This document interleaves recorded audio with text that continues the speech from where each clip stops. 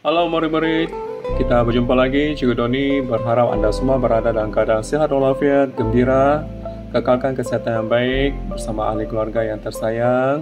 Dan yang paling penting, teruskan semangat, jangan mudah putus asa, jangan mudah mengeluh dan menyalahkan kepada siapa-siapa. Dan cikgu doakan kita dipermudahkan segala urusan.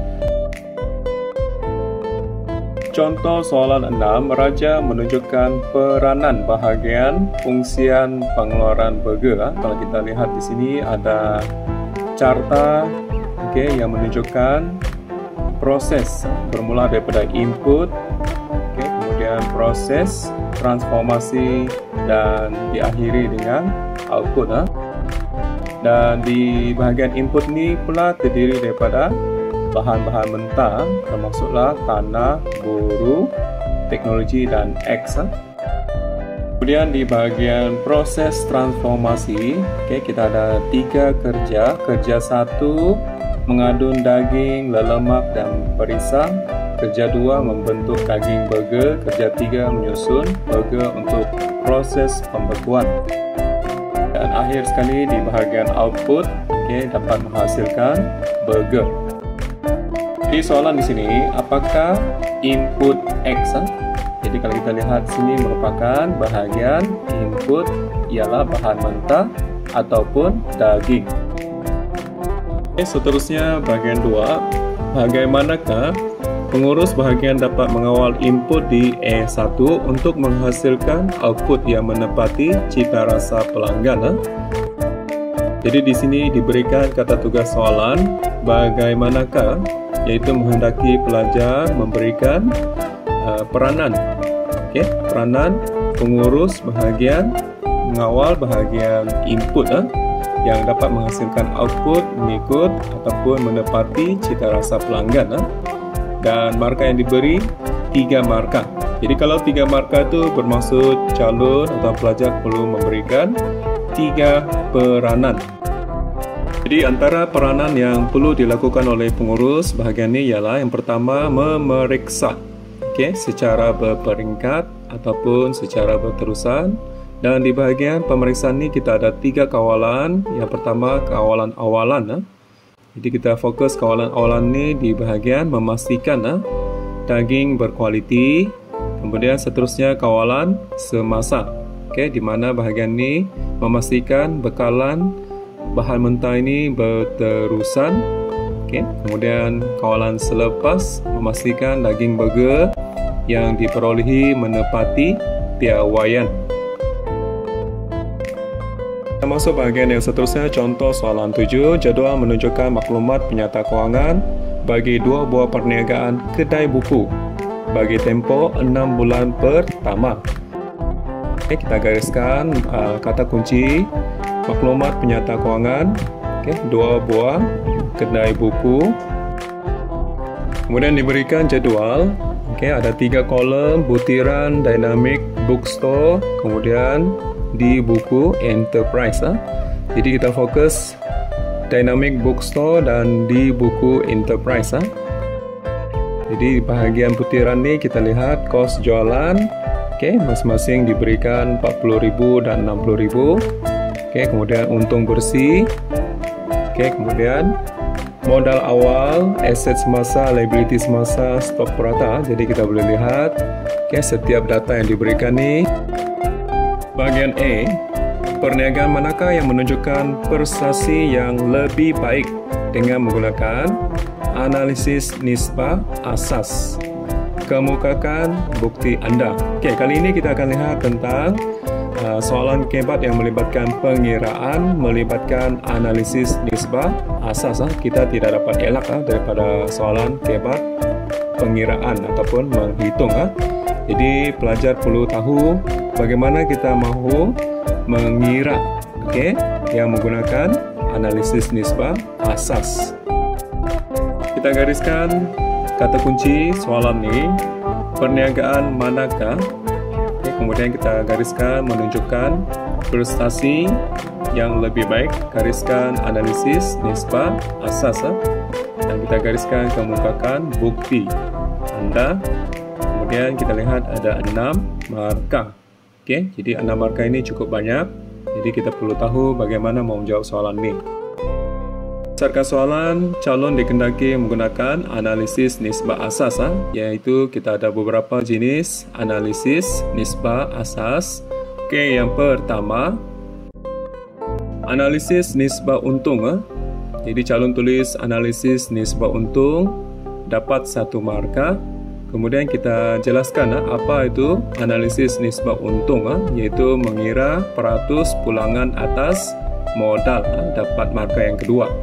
Oke, kemudian kita keluarkan formula ataupun rumus analisis nisbah untung ni, yaitu untung bersih per atau over modal awal, kemudian darab dengan 100%. Oke, rumus ini penting. Kenapa? Sebab dapat lagi 1 markah. Oke, jadi kena ingat, kena hafal rumus untuk dapatkan markah. Kita lihat daripada jadual. Daripada jadual tu kedai buku, dynamic book ataupun bookstore. Oke, kita lihat bahagian untung bersih dan juga modal awal.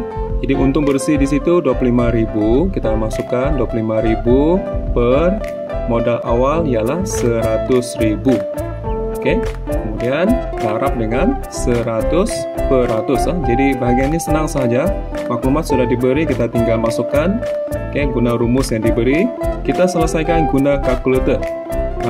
Kita guna kalkulator, senang kira, dan kita dapat jawapan berapa? 25%. Kemudian kita lihat kedai buku di buku Enterprise.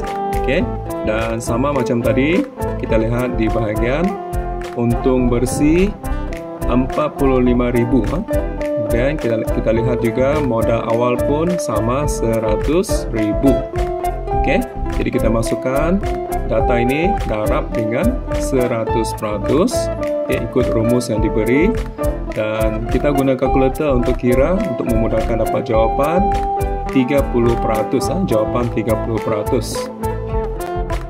Baiklah, seterusnya kita buat perbandingan di antara dua buah buku ini. Bagi dynamic book, oke, 25% ini merupakan peratus pulangan atas modal ataupun nisbah untung 25%, berbanding dengan di buku Enterprise. Oke, nisbah untung 30%. Jadi bermaksud perniagaan di buku Enterprise lebih untung. Baik, selain daripada analisis nisbah untung, murid-murid perlu tahu kita ada analisis nisbah asas yang lain. Contohnya analisis nisbah kecairan. Apakah analisis nisbah kecairan? Ia merupakan ataupun merujuk nisbah semasa ataupun merujuk nisbah aset semasa. Jadi kita keluarkan rumus untuk dapatkan markah yang seterusnya, yaitu aset semasa per dengan liability semasa untuk dapatkan 1 markah. Berdasarkan jadual yang diberi, kita lihat di situ bagi dynamic book, data yang diberi aset semasa yaitu 25.000. Kemudian kita per dengan liability semasa yaitu 20.000 berdasarkan data diberi. Jadi kita guna kalkulator. Kira kita dapat 1.25 nisbah 1. Seterusnya kita ingin bandingkan dengan kedai buku yang kedua di buku Enterprise. Kita masukkan data aset semasa 50.000 per dengan liability semasa 25.000. Kita guna kalkulator dan kira, dan kita dapat nilai 2 nisbah 1. Baiklah, seterusnya kita buat perbandingan di antara dua buah kedai buku ini. Yang pertama dynamic book, nisbah kecairan ataupun nisbah semasa 1.25 nisbah 1. Dan manakala di buku Enterprise 2 nisbah 1. Kita bandingkan mana yang lebih baik.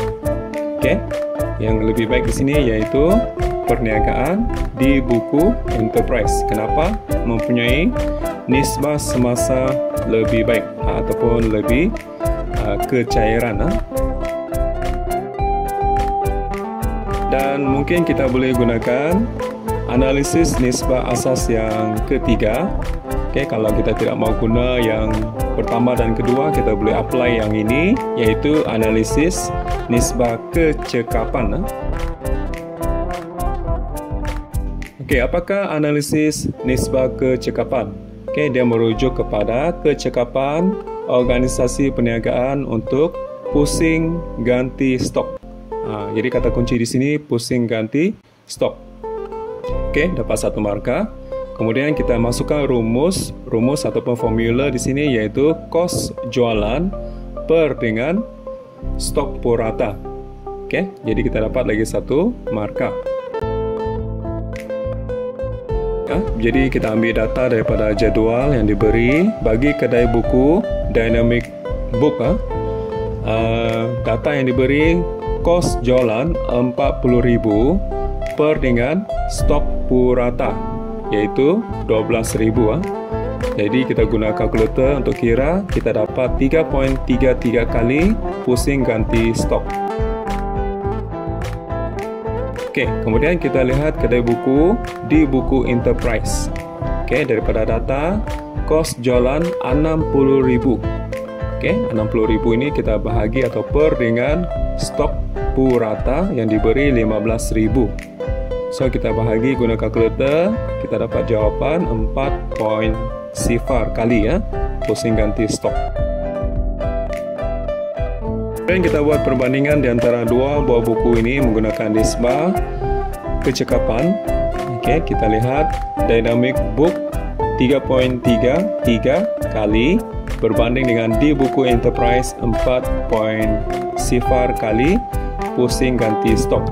Jadi mana yang lebih banyak? Jadi kalau kita lihat di sini, perniagaan di buku Enterprise lebih banyak kali pusing yaitu 4.0 kali yaitu pusing ganti stok lebih pantas. Baiklah, untuk bahagian B, bagaimanakah penambahbaikan dapat dilakukan terhadap operasi perniagaan berprestasi rendah? 9 markah. Kita gariskan kata tugas soalan bagaimanakah. Kata kunci soalan yang dikehendaki penambahbaikan ataupun tambah baik perniagaan berprestasi rendah. Baik, yang pertama membuat promosi jualan buku. Contohnya kita boleh buat promosi juru jual. Juru jual tu mempromosikan buku-buku, dan seterusnya membuat pengiklanan. Kita pecahkan lagi, membuat pengiklanan. Kita keluarkan contoh yang sesuai. Pengiklanan dia melalui media massa tentang kedai buku Dynamic Book ni. Ataupun mungkin boleh membuat pengiklanan di ataupun melalui internet. Seterusnya jualan langsung, mengadakan expo ataupun jualan langsung. Kemudian mengurangkan hutang. Perniagaan ni perlu mengurangkan hutang. Dengan cara meningkatkan aset cair. Aset cair ni maksudnya tambah tunai dalam perniagaan. Seterusnya mengutip hutang dengan segera. Seterusnya mengurangkan menyimpan stok yang lama. Maksudnya stok-stok lama tu perlu dijual segera. Jadi kita keluarkan contoh di situ, yaitu kita boleh membuat jualan amal ataupun perniagaan ini boleh melakukan lelong stok lama. Seterusnya tidak perlu membeli stok yang banyak. Khasnya buku-buku yang kurang menarik ataupun tidak menunjukkan jualan yang banyak. Kemudian mungkin di sini kita boleh tambah lagi. Kita boleh fokus kepada jual buku-buku yang popular ataupun buku-buku yang berpotensi sahaja.